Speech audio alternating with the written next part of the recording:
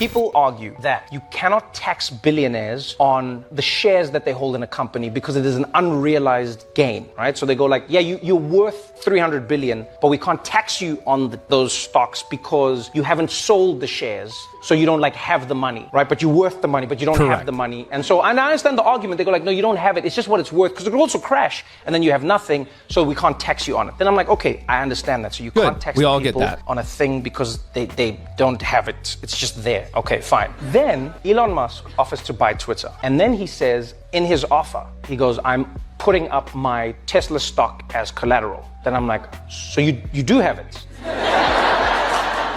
Then he's like, no, I don't have it. I'm just going to say as collateral. So then they accept the offer. He now buys Twitter. Now that they've accepted his offer, he now goes to private equity and banks and like other rich people and whatever. He goes like, can you guys borrow me the money to buy Twitter? And then he's like, I want to buy Twitter because I don't want to sell any of my Tesla shares. So I want to use your money to buy Twitter. And then it's like, but then they're like, what are we loaning it against? And he's like, well, my Tesla shares.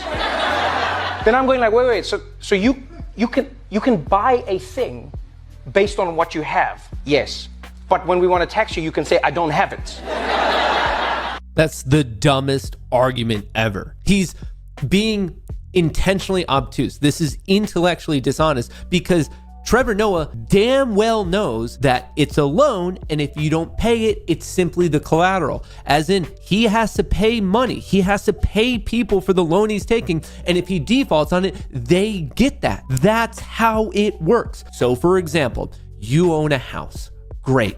Are you going to pay gains on it every year for capital gains? No, but if you sell your house, you do. In the meantime, you can take a mortgage out on your house, and guess what? You can use that money, you make payments, and if you pay it all off, great, awesome. And if you don't, you put your house up as collateral. He knows what he's saying is bullshit. He's pandering to a particular audience. That's all it is. The loans are collateral. It's an asset. The way your house could be an asset for collateral on a loan that you want, that's exactly what's going on here. The stock, the Tesla stock that Elon owns, is the collateral. If he doesn't pay it off, the person giving him a loan gets to take whatever the collateral was. In this example, Tesla, but in my example, you could do it with your house. It's so stupid. It is absolutely not difficult to understand that you have realized cash, money, you sold something. It was a realized gain versus, oh, the value is continually fluctuating, whether in the real estate market, the stock market, not realized. You don't have your hands on that money.